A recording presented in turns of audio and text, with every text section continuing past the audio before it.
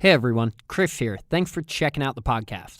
If you're enjoying it and learning something along with us, please consider becoming a supporting patron at patreon.com/ateachershistory. Or you could leave a rating and review on iTunes. It would be a huge help. If you'd like to raise your hand and participate along with us, you can find us on Facebook, Twitter, @ateachershistory, or shoot me an email, chris@ateachershistory.com. All right, let's get on to the next episode.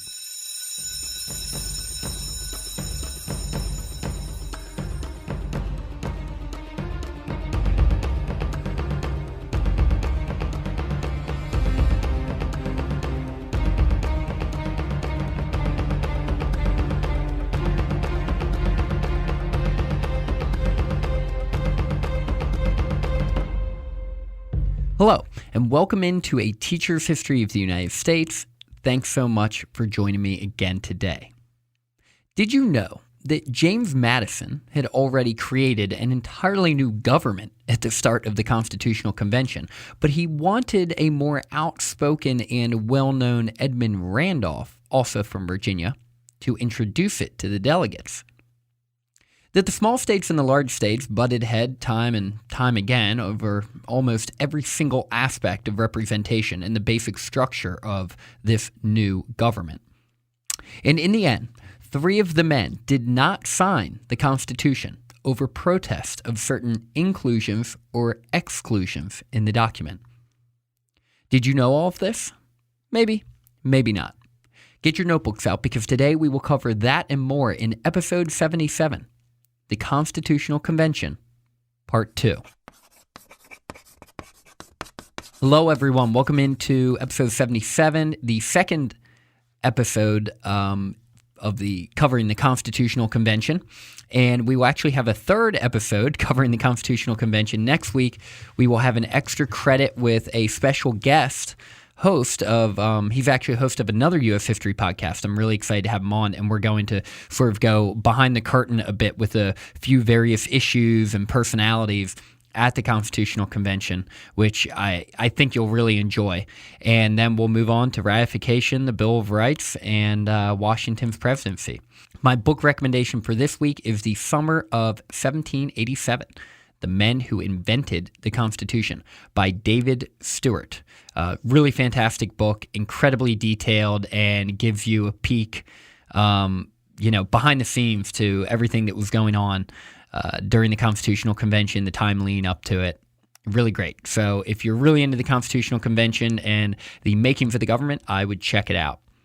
So I want to take a moment and just put everything into context for you once again.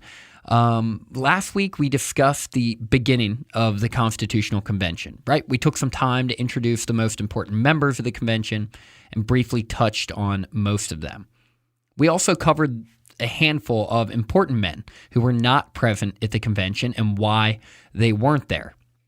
When we left off in episode 76, the quorum had been reached and the convention had begun. James Madison had arrived early with other members of the Virginia delegation, and he was ready to get going on creating, in his mind, and really entirely new government, a task that was going to be a lot easier said than done.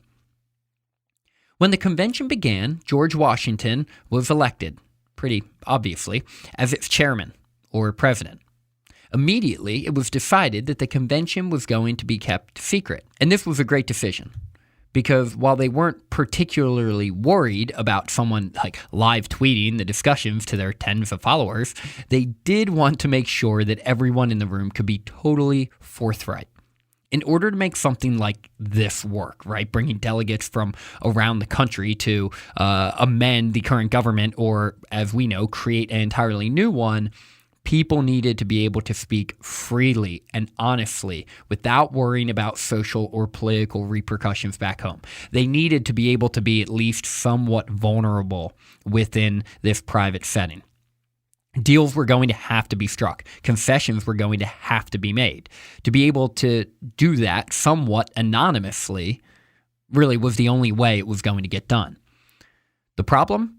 Well, the 18th century version of WikiLeaks was basically someone standing next to an open window and then distributing a report to the other states. For those reasons, For obvious reasons, that couldn't happen. And for those reasons, the men had to hold forum inside Independence Hall in the middle of the summer with the windows closed. That must have sucked. There were no fans, and the whole casual dress code thing hadn't really been invented yet. So they were brutally hot and had to be miserable in there. On May 29th, there was finally some real action. Edmund Randolph, a delegate from Virginia that we were introduced to briefly last week, introduced a plan for a new government. This would later become known as the Virginia Plan because the delegates were incredibly unoriginal in the naming of their plans. Randolph explained that the United States as currently composed was not going to last, and when it did eventually dissolve, its dissolution would leave an anarchical reality that no one wanted or was prepared to deal with.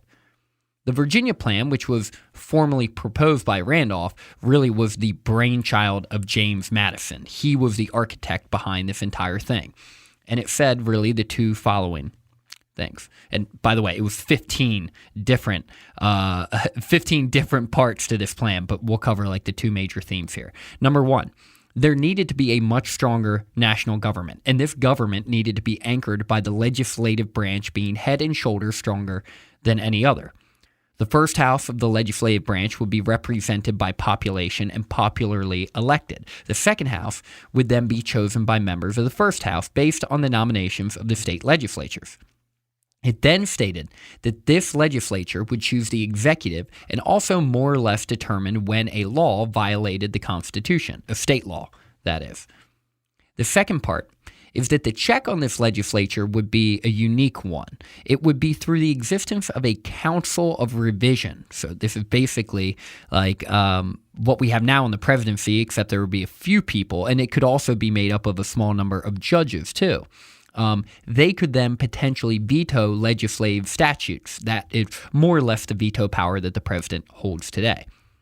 But of course, in the minds of Randolph and Madison, the legislature was supreme, so if they saw fit, they would be able to override the veto of the council.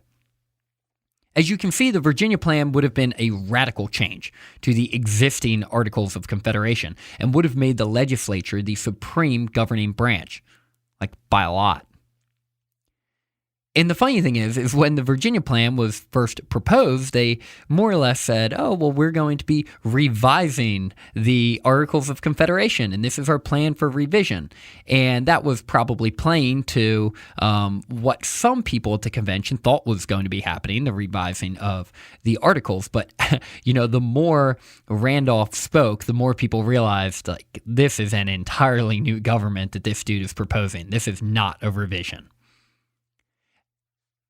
In the weeks to follow, the convention considered the proposal of the Virginians, and since the Virginians got there early and pretty much were the only ones that came fully prepared to propose something substantial, they, in essence, controlled the tempo and pace of the discussions, naturally putting the smaller states on the defensive time and time again.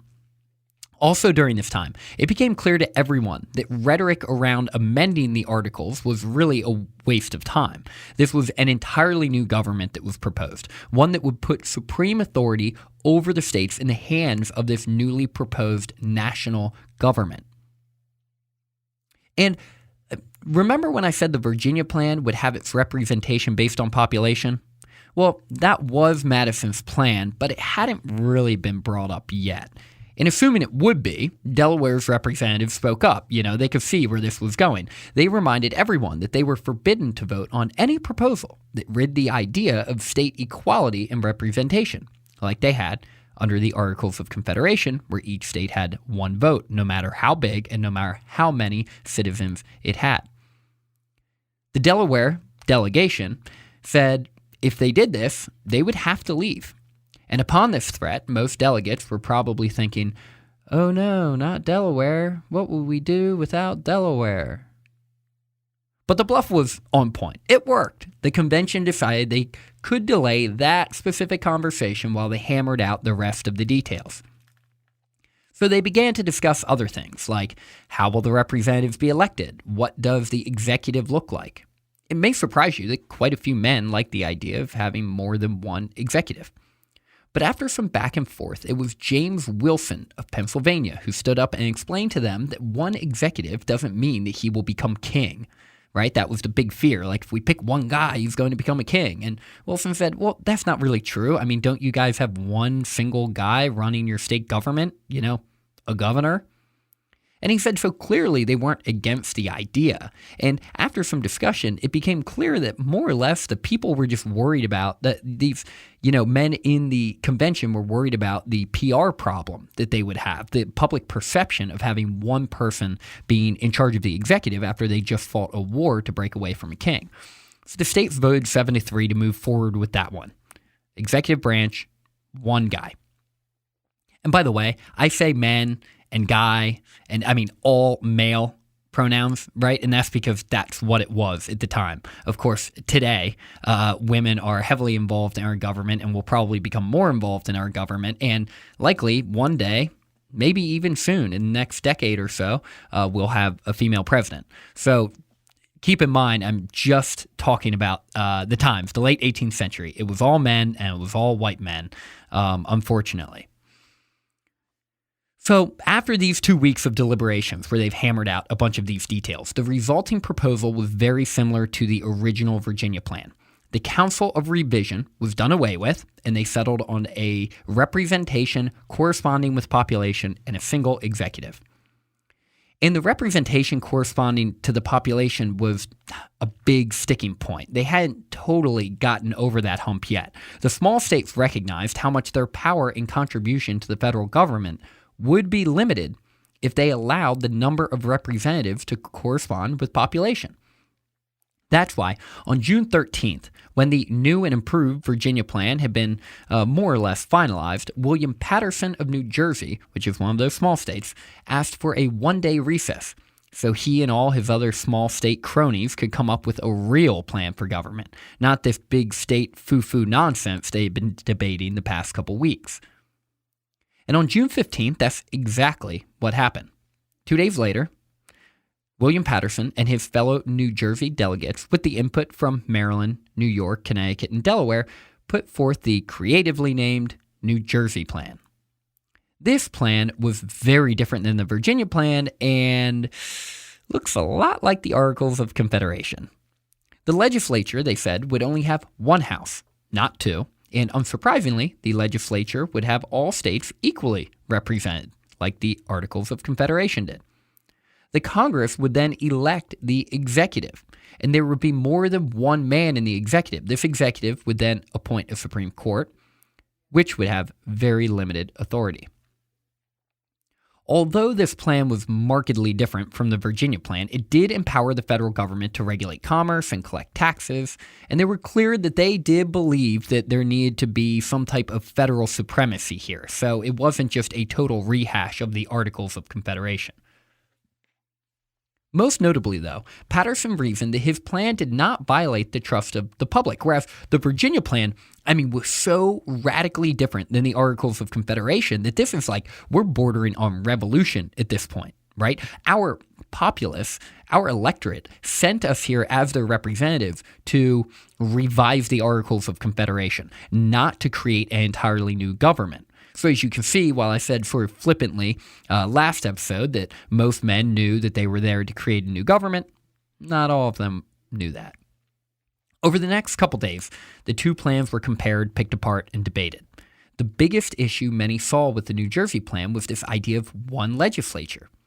James Wilson argued that, quote, if the legislative authority be not restrained, there can be neither liberty nor stability. And it can only be restrained by dividing it within itself into distinct and independent branches. In a single house, there is no check but the inadequate one of the virtue and good sense of those who compose it.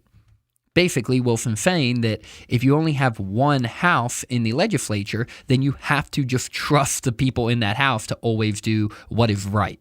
And, if men were angels, no government would be needed. So he really wanted two houses, and for the most part, a majority of people agreed. Wilson then went on to refute the idea that a constitutional proposal is a form of anarchy or rebellion in some way, because in the end, all this convention could do was propose ideas. They were just like throwing out ideas and creating a proposed government. They weren't ratifying any governments or putting it into place. On June 18th, 3 days after the New Jersey plan was unveiled, Madison tore down the seeming equality when it came to each state having one vote. He pointed out to New Jersey, New York, Maryland, and Delaware, and a couple of the other small states like Connecticut, that they had solid population bases and a lot of available land. Their states could grow in wealth and population. How would they feel when their state had potentially exceeded its projected growth, and then a western state with barely any people is admitted to the Union, and then all of a sudden they have a vote equal to a state like New York or Maryland? Madison said, quote, "If they should be entitled to vote according to their proportions of inhabitants, all would be right and safe. If they had an equal vote, though, a, quote, more objectionable minority than ever might give law to the whole." After this verbal beatdown, the small states acquiesced and the members moved on from a proposal based purely on equality and were open to some negotiation. The men then turned their attention back to the Virginia proposal and got to work. One of the first things that they recognized was that, similar to the British system and to John Adams' proposal, there would be 3 branches of government: a legislature, executive, and judicial branch. They then passed a vote on the number of houses in the legislature, and that landed at 2, even over the protestations of a few of these smaller states. They then decided that the first house, or the lower house, should be elected by the people. As the month of June was coming to an end, arguments kept erupting day after day over the smallest of issues. In retrospect, many of the smaller states likely knew that they lacked the ability to win their critical arguments, but they were going to go down swinging. And you can't blame them. They arrived in Philadelphia, part of a constitutional, federal system under the Articles of Confederation that was very favorable to them. And now, after arriving under seemingly pure intentions, they were being asked to agree to an entirely new government that would undeniably weaken their role in the Union. And they were having sleepless nights just imagining themselves going back to their constituents and explaining to them, hey, I have a new government for you, and it makes us considerably less powerful. I think you should vote for it. They were in a tough spot. Another fear was the idea that a couple or a few of the larger states, like, say, Virginia and Pennsylvania, would team up together to tyrannize the rest. But Madison shot down that concern when he pressured the men to come up with, any time in the history of the world when the 2 strongest nations or empires or states teamed up together as opposed to trying to tear themselves apart. I mean, heck, we see this in history as far back as Athens and Sparta, Rome and Carthage, and more recently, 18th century Britain and France. But the smaller states weren't going to give up. The idea that 2 houses both represented on population was too much to bear. So at least we're making a little progress, but they're still being a bit obstinate. Oliver Ellsworth, a representative from Connecticut, said that if they were to accept this, they would be moving from one extreme to another. Quote, "We are raising the foundations of the building when we need only repair the roof. No salutary measure has been lost for want of a majority of the states to favor it." While this debate continued on, the one thing the men could agree upon was that one of the central tenets of the revolution was this idea of sovereignty of states and the protection of their rights and liberties. Under this proposal, the small states argued, these ideas seemed to be lost. But nonetheless, the small states' idea of having the upper house have equal representation was sort of ludicrous to some of these more nationalist men like Madison and Wilson. Because under this idea, the smaller states, with only 1/3 of the present population, could technically have the majority vote. That didn't make any sense. Madison also fought back against this idea of state sovereignty. I used air quotes there, by the way. The states were not sovereign at all, Madison argued, but in fact they, quote, never possessed the essential rights of sovereignty, and that because of this, they needed to be under the control of a central national government. It was at this point in early July that things more or less came to a standstill. The small states had put forth what they thought was a fair compromise, and the large states refused to budge. After some vehement arguments and threats to shut down the convention altogether and just go home after 5 weeks of debate, Roger Sherman of Connecticut, a man with a lot of political clout, determined it was time to take a break and assign a committee to come up with an agreeable compromise. This committee, which is the committee that will create the Great Compromise, had a representative from each state. And like I said, their proposal was labeled this, quote, Great Compromise.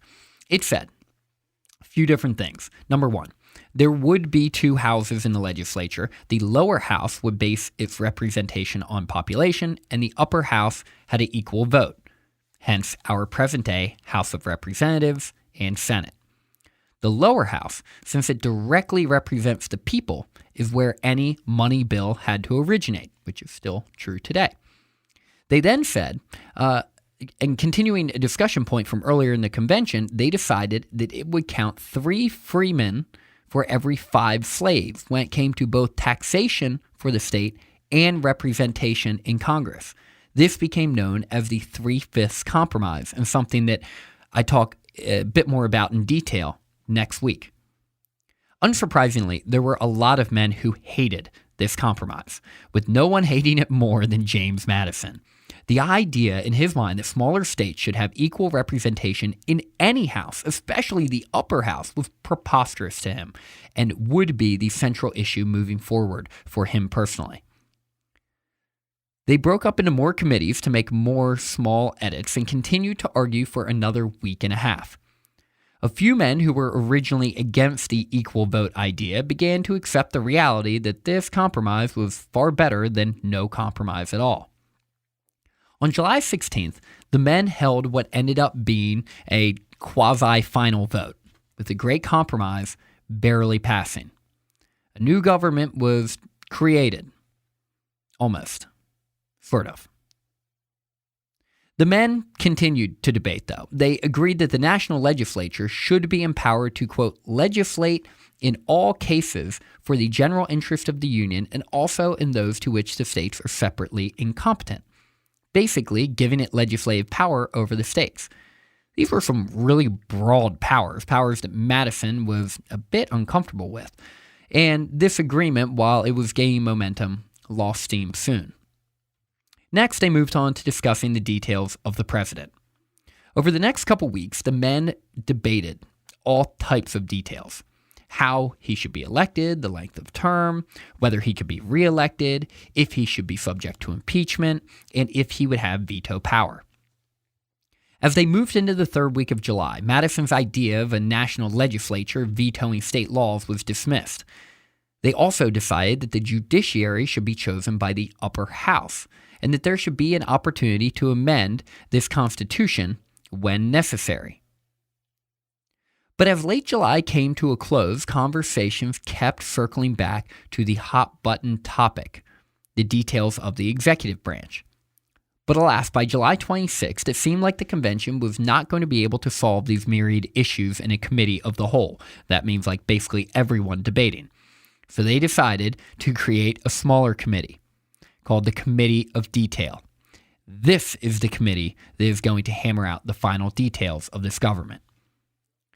As they were about to embark on their work, Charles Coatsworth Pinckney, a representative from South Carolina, warned that if this conclusive government that the Committee of Detail chose did not prevent the emancipation of slaves and protect the property rights of slave owners, South Carolina would not vote for it and would surely pack up their things, go home, and take Georgia with them.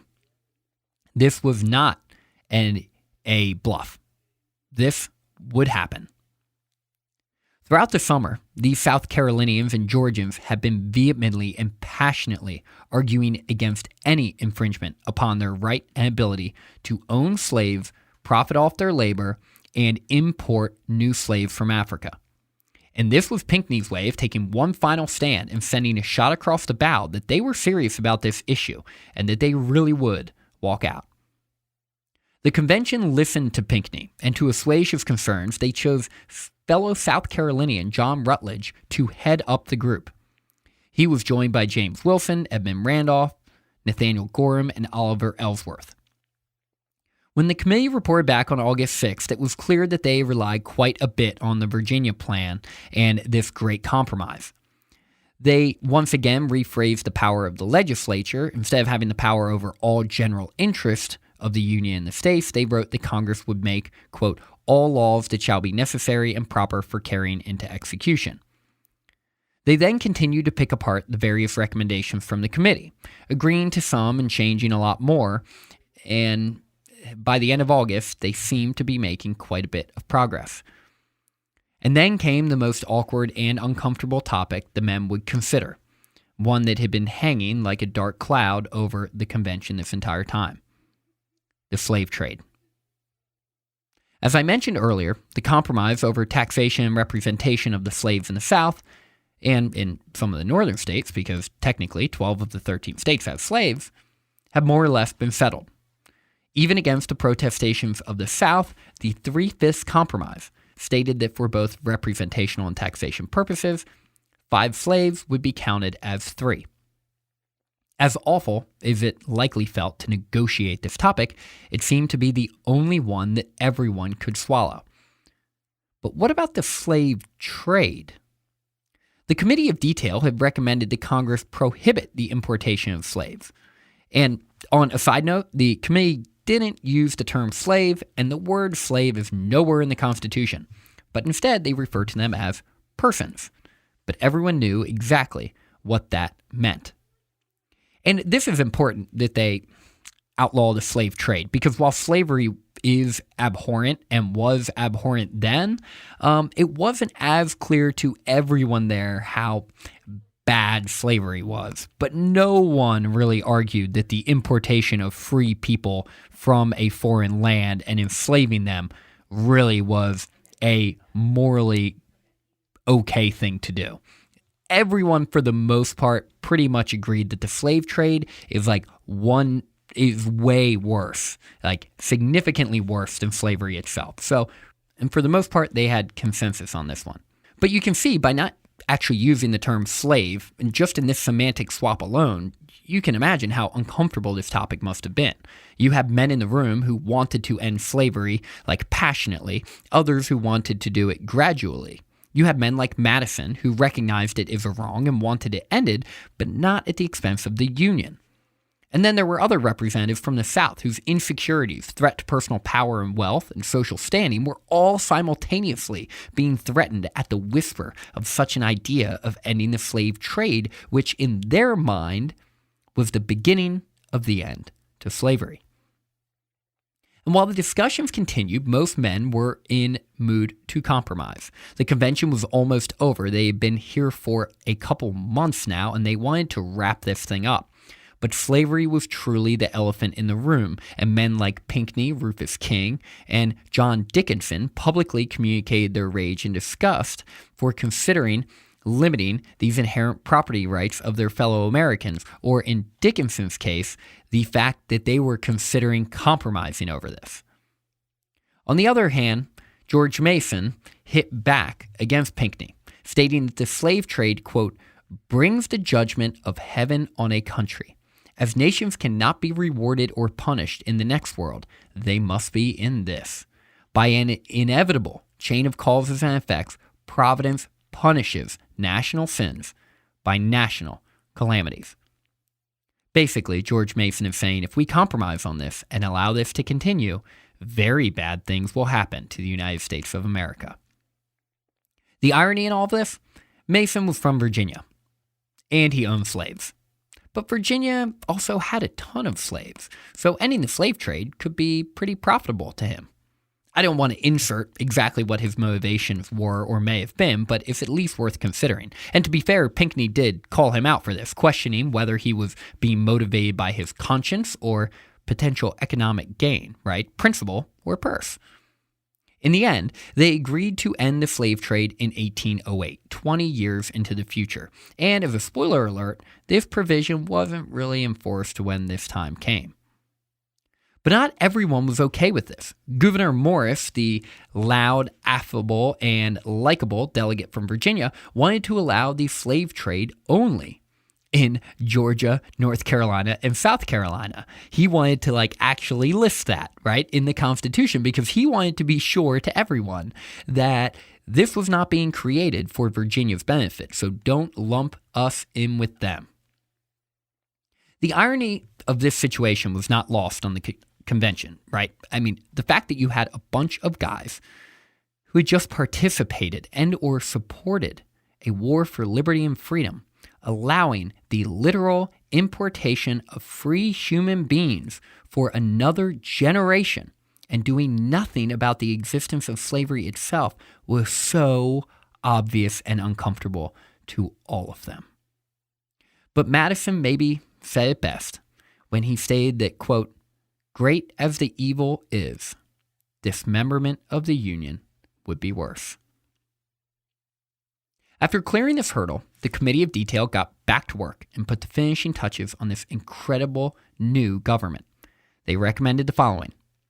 The president will serve for 4 years. He can be reelected. Note, at this time, by the way, sidebar, there was no limit on the amount of terms the president can serve. The 2-term or 10-year limit that we have now, I mean, that came 150 years later, and you can thank FDR for that one. It also said, number 3, the president would be elected through an electoral college. Therefore, it would not be elected directly by the people. Each state would basically elect a group of men who would then vote for the president. So really in true Republican fashion, right? So the democracy, the purely democratic nature of it is removed. It's not just a straight Democratic vote. And it said that if no man gained a majority vote, the Senate would pick from the top 5 who received the most votes. That's why when you watch a presidential election today, they have the number you have to get to in order to be elected president. You have to reach this number because that number would give you a majority. And I'm doing the math roughly. No, I'm not even going to try it. But yeah, it's half of 537. One more than half, right? I can't do the math in my head, but you can figure it out. They also, number 4, recommended that the Senate not be able to make treaties, choose justices on the Supreme Court, and appoint ambassadors. The executive was going to lead the charge on all these responsibilities. Once again, they limited the breadth of power of the legislature. And as you can see here in these final compromises, they're giving more power to the executive and they're limiting the power of the legislature, and they do this by clearly enumerating its powers, stating that, quote, "The legislature shall have power to lay and collect taxes, duties, imposts, and excises, to pay the debts and provide for the common defense and general welfare of the United States." And that wrapped it up for the most part. I mean, this is a 4-month process, and it's finally done. But some of you serious history and political nerds may be saying, wait a second, the Senate does not have the ability to choose the president if no one gets a majority. Chris, you are wrong. And if you're still tuned in and listening to this episode, you are correct. This was a big sticking point. George Mason and James Wilson argued that giving the Senate this power reeked of aristocracy, and the men agreed. They determined that it would be, in fact, the House of Representatives who would choose instead of the Senate. And this is important because this will happen in the not-so-distant future in the election of 1824. A committee, including James Madison, Alexander Hamilton, and led by Gouverneur Morris, put all of these ideas into one somewhat coherent document, and everyone gave them the proverbial thumbs up. Well, almost everyone. Out of the 42 men left, only 39 of them signed the document. George Mason refused to sign as he was hung up on one of the aspects of the slave trade compromise. Edmund Randolph refused to sign it without a Bill of Rights included, even though it had basically been promised to be added. And Elbridge Gerry, well, he was just not happy with the finished product, stating that, quote, "My principal objections to the plan are that there is no adequate provision for a representation of the people, that they have no security for the right of election, that some of the powers of the legislature are ambiguous and others indefinite and dangerous, that the executive is blended with and will have an undue influence over the legislature, that the judicial department will be oppressive, that treaties of the highest importance may be formed by the president without the advice of 2/3 of a quorum of the Senate, and that the system is without the security of a Bill of Rights. These are objections which are not local. They apply to all the states. There were others who had issues with parts of this new government. I mean, everyone had issues with some parts of it. But with promises of a Bill of Rights and an extremely challenging ratification process on the horizon, some begrudgingly signed, others excitedly signed. And they were all interested to see how this whole ratification process was going to unfold in the states. As you pack up your things, I would like you to, and I know it's hard, but do your best to put yourself in the mindset of a wealthy politician in the late 18th century. While the Constitutional Convention left a lot to be desired, and many people call the Three-Fifths Compromise and the 20-year extension of the slave trade a deal with the devil, and I certainly understand why they say that. Try to remember what was at stake and what likely would have happened if they didn't come to compromises on every issue. And unfortunately, as embarrassing as it is for us Americans today, and as shameful as it is for us Americans today, that included a compromise on the idea of enslaving African Americans. Next week, I will have a special guest, and we will dive deeper into this Constitutional Convention, discussing things like Madison's preparation and his convincing George Washington to attend the convention, the plans put out by Charles Copeworth Pinckney and Alexander Hamilton to basically make another Britain. And we'll dive deeper into this elephant in the room, slavery. Thanks for listening, and hopefully now you can take pride in knowing just a little bit more about the history of the United States.